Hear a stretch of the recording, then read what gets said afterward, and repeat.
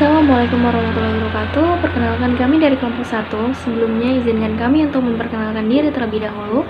Nama saya Intan Nurulaini dan teman saya Khalif Matunimah. Di sini kami akan menjelaskan tentang materi tambahan dari kelompok kami, yaitu kelompok 1 yang sebelumnya belum ada di materi PowerPoint kami sebelumnya. Di sini kami ingin memenuhi tugas mata kuliah Analisis Sekuritas dan Portofolio RM3. Baik, kami akan menjelaskan materi tambahan dari kami. Materi yang kami bawakan yaitu pembentukan portofolio optimal dengan indeks tunggal. Konsep dasar yang untuk memahami pembentukan portofolio optimal adalah yang pertama yaitu portofolio efisien dan portofolio optimal. 2. Fungsi utilitas dan kurva indifferent. Dan ketiga yaitu ada aset berisiko dan aset bebas risiko.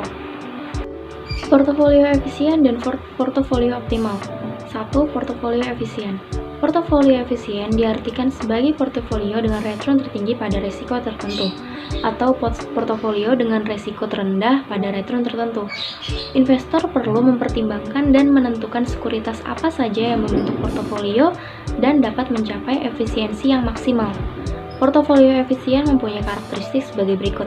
Yang pertama yaitu, investor selalu ingin memaksimalkan return yang diharapkan dengan tingkat risiko tertentu yang bersedia ditanggungnya atau mencari portofolio yang menawarkan risiko terendah dengan return tertentu. Dan yang B yaitu asumsi yang digunakan bahwa semua investor tidak menyukai risiko atau risk averse. Dan yang kedua yaitu ada portofolio optimal. Portofolio optimal merupakan portofolio yang dipilih investor dari sekian banyak pilihan yang pada kumpulan portofolio efisien yang sesuai dengan preferensi investor bersangkutan terhadap return atau risiko yang bersedia ditanggungnya. Portofolio optimal adalah portofolio dengan kombinasi return ekspektasi dan risiko yang terbaik. Kemudian ada fungsi utilitas dan kurva indifferent. Fungsi utilitas merupakan konsep penting dari teori pilihan, yaitu proses pembuatan keputusan di antara dua atau lebih alternatif pilihan. Fungsi utilitas adalah fungsi matematis yang menunjukkan nilai dari semua alternatif pilihan yang ada. Semakin tinggi nilai alternatif pilihan, semakin tinggi nilai utilitas alternatif tersebut. Dalam konteks manajemen portofolio, fungsi utilitas menunjukkan preferensi seorang investor terhadap beberapa pilihan investasi dengan masing-masing risiko dan tingkat return yang diharapkan. Kurva indifferent menggambarkan suatu kumpulan portofolio dengan return yang diharapkan dan risiko yang masing-masing. Titik-titik yang terletak di sepanjang kurva indifferent menggambarkan yang pertama yaitu kombinasi return diharapkan dan risiko yang akan memberikan utilitas yang sama bagi investor. Yang kedua yaitu seberapa besar tingkat risk averse seorang investor.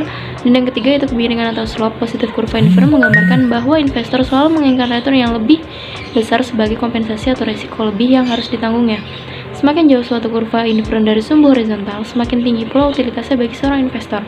Semakin tinggi utilitas bagi seorang investor, semakin tinggi pula tingkat return yang diharapkan pada setiap tingkat risiko.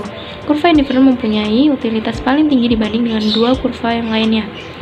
Untuk slide selanjutnya akan dijelaskan oleh teman saya, yaitu Khalif.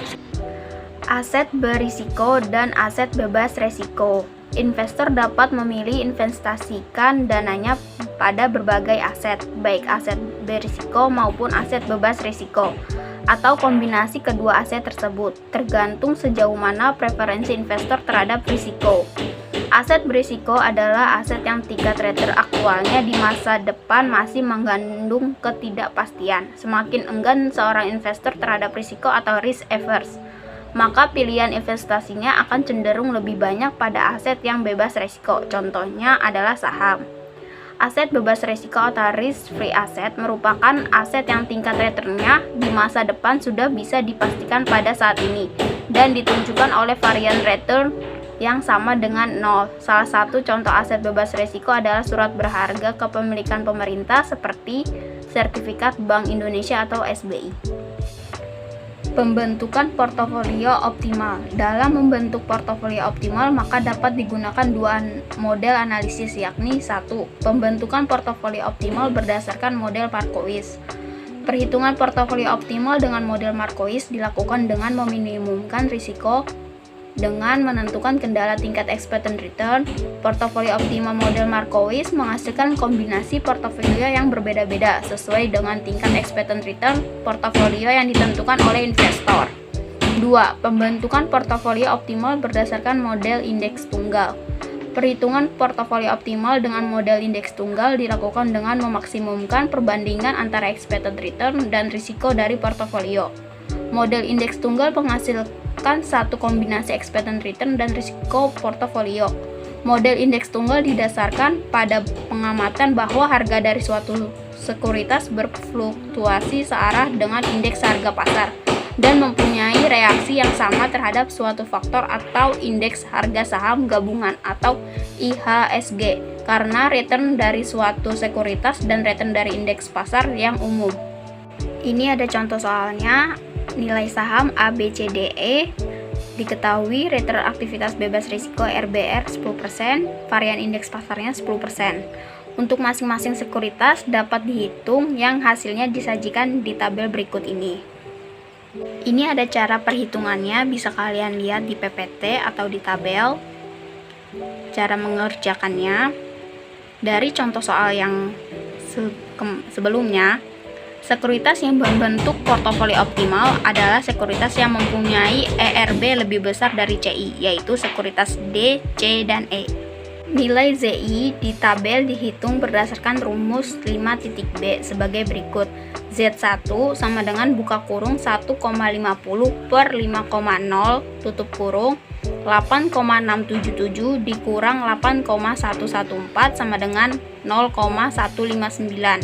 Z2 sama dengan buka kurung 2,00 per 7,5 tutup kurung 8,5 dikurang 8,114 sama dengan 0,103. Z3 sama dengan 1,80 per 20 8,333 dikurang 8,114 sama dengan 0,197. Besarnya nilai sigma Z adalah sebesar Z1 ditambah Z2 ditambah Z3 atau 0,159 ditambah 0,103 ditambah 0,197 sama dengan 0,459. Nilai WI merupakan proporsi sekuritas ke I. Dapat dihitung berdasarkan rumus 5.a. W1 sama dengan 0,159 per 0,459 sama dengan 0,346 atau 34,6%. W2 sama dengan 0,103 per 0,459 sama dengan 0,225 atau sama dengan 22,5%. W3 sama dengan 0,197 per 0,459 sama dengan 0,429 atau 42,9%. Sekian dari kelompok kami, kurang lebihnya mohon maaf. Semoga ini bisa bermanfaat bagi kalian semua. Terima kasih.